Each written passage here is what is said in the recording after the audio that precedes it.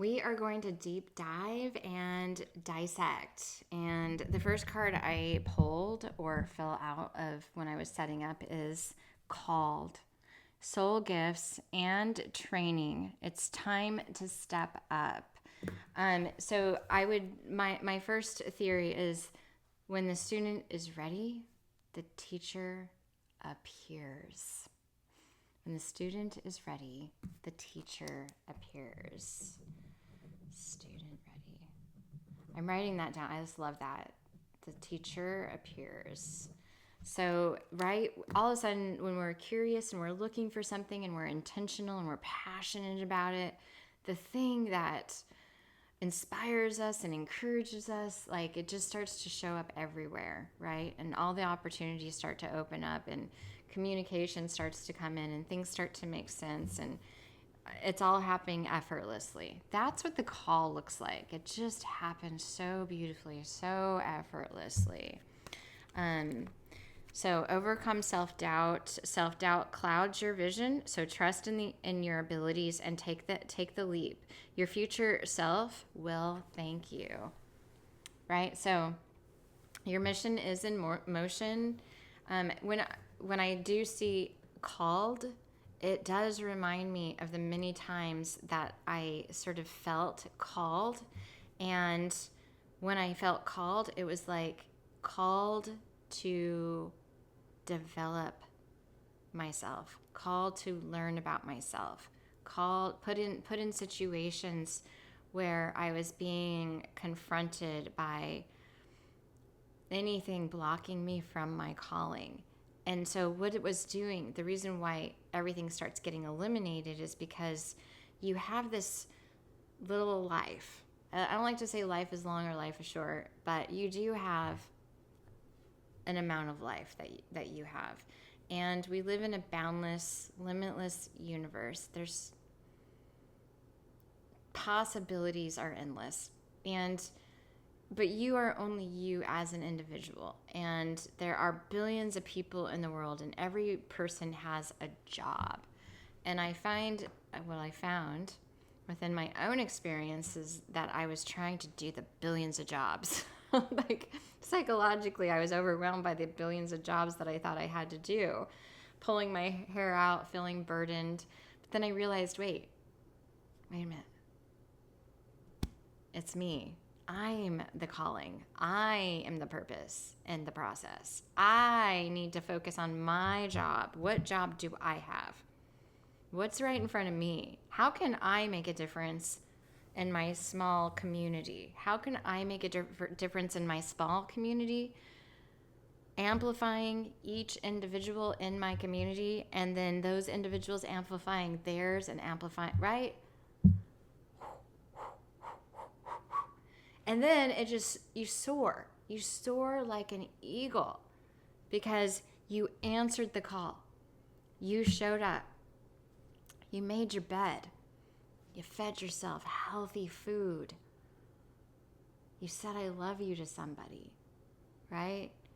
You let somebody beat you over the head with a bat a few times. I mean, come on. But now, because I'm in my calling, I can clearly see what's happening. I can from my perspective, I can clearly see the path forward. And remember, everybody's path forward doesn't look like anybody else's. There's no comparison. There's only one of you, and there's only one blueprint of you. There are several in the likeness of you, remind you of you. But even then, is that an illusion or is that reality? Because you're only seeing what you're ready to receive. Like in relationships, I'm going to be like, I don't like it when you do this. And that person's like, I don't do that. Well, somebody might have done that to me back in 5000 BC. And now I'm projecting that forward. And even though you're not doing that, that's what I think you're doing, right? When you can't trust somebody, that's never proven that you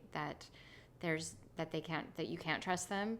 When you control things when you don't need to control things, right? And so basically all you're doing is you're overly focused on too much. Cognitive clutter takes your life away, sucks the life out of you. So it is important to direct your energy to you. What are your needs? When you start focusing on your needs, everybody around you starts to harmonize. Everybody starts to work as a team because now you're taking accountability for yourself, which is rare, by the way, and that starts to ripple out into the community. Everybody starts taking accountability for themselves. Now we're all in a sovereign state. And so for me, on a micro scale, that was just my family, my 4 boys. I wanted them to be sovereign, independent. And as far as I was concerned, I was raising kings. So it was important for me to not get intrude. A king needs to know how to make decisions, right? So that is your calling. Your calling is you. When you are vibrating at the core frequency, everything around you starts working. You get the right job, you get the right relationship, you're empowered by the right tribe, the right people start to come, the right doors start opening. Just, yeah, it's amplified. It's amplified. But there are layers upon layers of energy that we have to pull back. We have to confront. We have to look at. Let go of what could have been. Grief often hides in the story of what didn't happen. See what I'm saying? So release the almost and return to the now, right? It's like shoulda, woulda, coulda. Creating a story that hasn't happened and not looking at the facts, not looking at the reality of it, the logical side of it, knowing that this time too will pass. But you have to let go of what could have been. It doesn't make any sense to even give that life away, right? Everything happens for a reason. We live in a seamless universe. What is important is that we look at your innate energies in your blueprint, your astrology, your birth chart, making sure that you are connected to the bigger plan. Everything you've done is already written in the stars. The conflict you have with your mom, written in the stars. The child you had, written in the stars. The opposition over the car accident you got into, written in the stars. Everything's written in the stars. It's how you respond. It's how you participate. I remember a couple months ago, I got rear-ended. Somebody rear-ended me. I was so excited. I immediately observed. I was curious, excited. What is this? Why did this happen? What about me is causing this? What is going on? Right? And I was so excited because I always know the purpose is in the process. It was so easily. It flowed. I mean, I called she got out of her car, immediately handed me over all of her insurance information, profusely apologized, got on the phone when I got home. My car was in the shop the very next day, had a rental car, didn't have to even be without a car, got that fixed. 3 days later, went back, got my car, and my car was fixed. Boom. And the process was so fun. I got to meet new people. I got to learn new things. I got to just have connections I wouldn't normally have. And of course, there's a lot of background stuff happening there too, just alchemically within my body. These are things that are undefined. Like in your human design, you'll find undefined, because these things are things that alchemically shift in your vibrational frequency that you don't necessarily know about, right? Like all of a sudden you start feeling better, right? All of a sudden you learn how to ride a bike. You're trying to learn how to ride a bike and you can't figure it out, and then you go to bed, and then the next day you get on your bike and you're a pro. There's an alchemical process that's happening for every single event that you have. They all matter. They all matter. Create your karma. So your actions today shape your tomorrow. Make choices that align with your highest good. You see that, right? That consecutive. So grief often hides. So release the almost and return to the now. Create your own karma. So your actions today shape your tomorrow. So make choices that align with your highest good. Good stuff. The way you respond. So it's all about responding. I'm going to write that down too. Respond. And so I do this throughout the day too.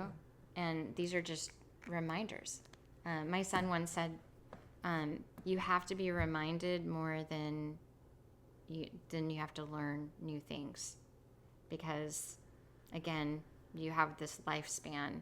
And there are potent points in your lifespan. And those potent points create a center.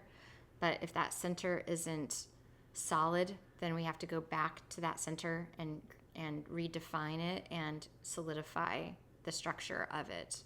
And so really that's what alchemy is. Here, I'm going to pull.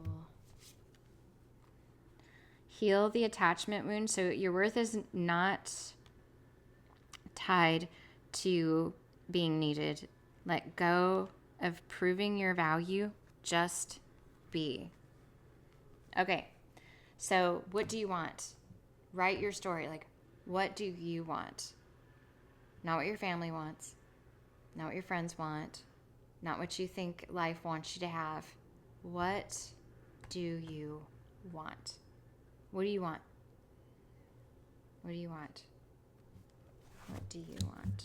What do I want? What do I want? That's an important question. What do I want? What am I getting out of this?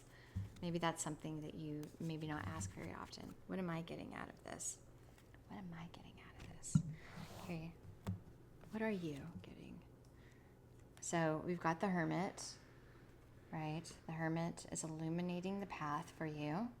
So right now your path is being illuminated. Pay attention because you're being called. You are being called, right? You're overcoming self-doubt. So you've got to keep your energy targeted. This is also Virgo energy. This is cleansing. Virgo is a cleansing energy. Got their T's crossed, their I's dotted, organized, clearing out the clutter, the gardener, planting the seeds. Okay? They are seeing the path unfold in front of them. They can't see back, front, left, side. They can't see them behind them or beside them. They can only see the amount of light that's coming out of this lantern. So it's just right in front of them as the path unfolds. Okay. And then we've got the Six of Swords.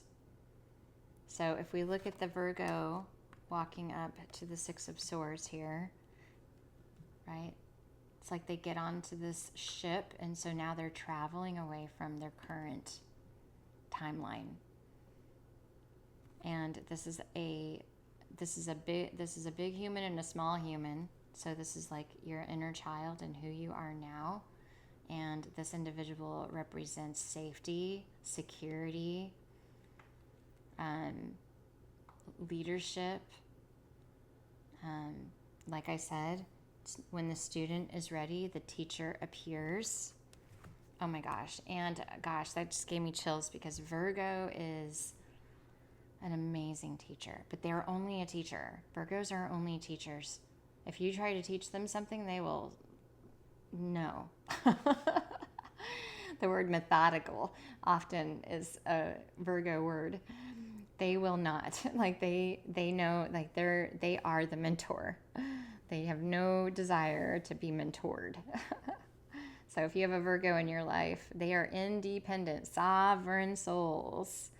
They focus on what's right in front of them. That's what makes them so highly intelligent, because they are so focused on what's right in front of them. They're not trying to solve the problems of the world. They're just solving the problems. So they're just solving one problem at a time. They are expert problem solvers. Expert problem solvers.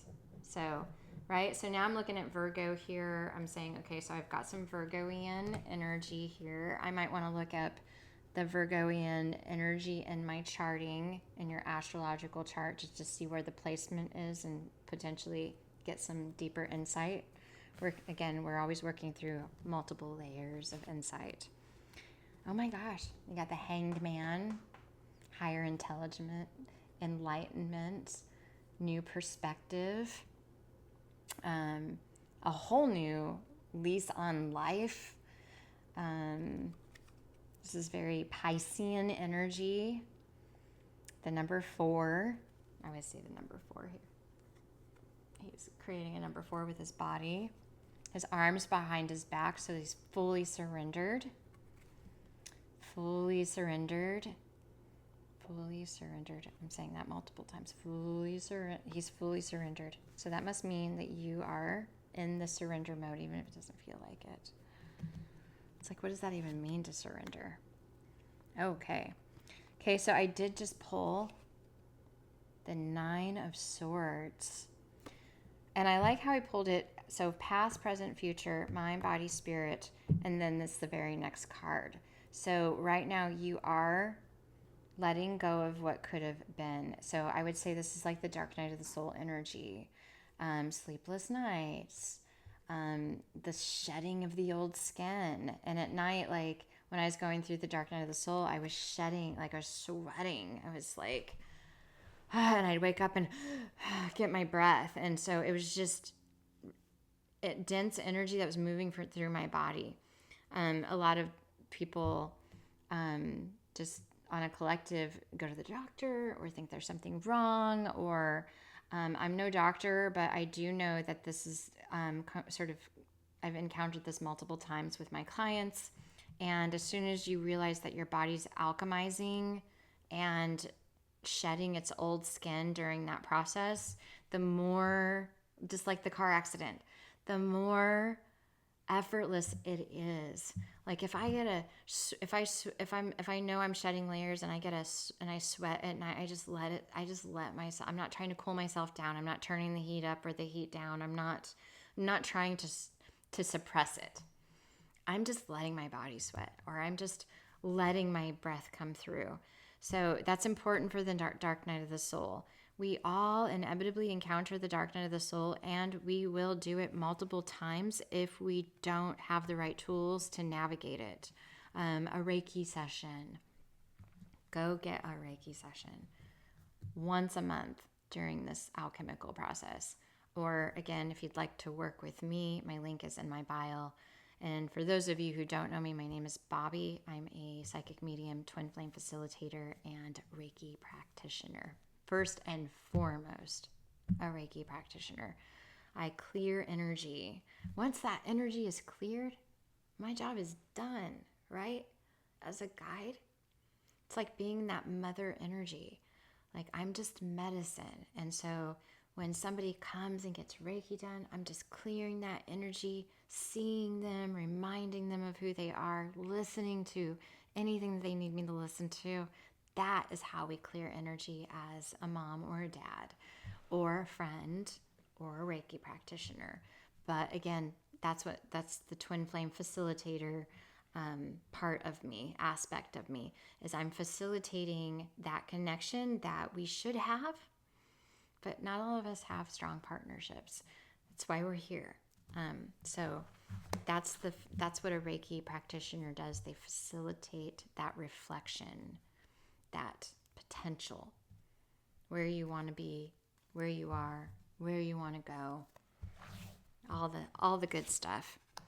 Okay, and then we've got the 4 of Swords here, and it's coming up in reversed. So here it would be like stillness, non-movement, but we do have some movement. Somebody coming, and I go back to the Virgo too, somebody coming sort of out of isolation, right? Like it's inevitable that you have to come out of isolation. You're not getting a choice. And that's why you're feeling like this, because you've been enlightened. You didn't know what you didn't know until you know, and now you know. And so that's impactful to your nervous system. And so now you're being pushed out of stillness and into the world, because you are actually this beautiful Queen of Wands. Look at fire, glory, solar plexus, right? You're probably one of those people who go into groups of people and they also feel so much better because you're there, and then you leave feeling like this, right? But this is actually who people are seeing as this This is what's happening under the surface behind the scenes. But what you don't realize is this doesn't matter because this is what's coming forward. But the reason why this matters is because you're being called. And your calling requires you to look at what's just right in front of you so that you can begin to let go of what could have been, because you are already this. This is already who you are. You're just emotionally coming together with that person. These are this. You are both of these. And they're going to merge. The two of them are going to merge and come together eventually and become a whole person. But right now, you are working through the darkness, and that's okay. It's a process. It's a process. Stick with it. It's a process. It can take a little while, especially if you're not working with a mentor. But some of us choose to do it in singularity or sovereignty. So that's okay. Your path, your blueprint, your evolution, whatever you're doing is right for you. As long as you're not shutting the door to love. Right? We're all in this together. We're all brothers and sisters. We're all a team. So we always want to work together in that way. And last but not least, you are on a pilgrimage. You're on a pilgrimage. You're on a pilgrimage. That's definitely a pilgrimage. Seeking new land. Seeking new land. Creating your own traditions. Breaking the chains of the past. That's what the pilgrims are, right? Building their own city, their own community. That's what the pilgrims did. Serving. Also very Virgoian, right? Thanksgiving. Serving the community with food, maybe creating a garden. You're being called. Overcome self-doubt. What you think is possible. Don't think it's not possible, but you can only take one step at a time. You can only take one step at a time. That's it. One step. That's it. Constantly have to remind yourself of that. Like, I can only do what I'm doing right here, right now. Right? And again, create your own karma. So it is important to sit down, journal what you want. 369 comes to mind. Maybe you have a journal with the 369 on it. I know there's some sort of system there, but you are ready to step out of this darkness. And my thought and function of this is that you're already seeing and connecting to your higher self. So there you go. It's an honor to be here. I love you so much. And please like, subscribe, and share with a friend if you find somebody that might benefit from this. It's an honor for me to be here. I love you guys.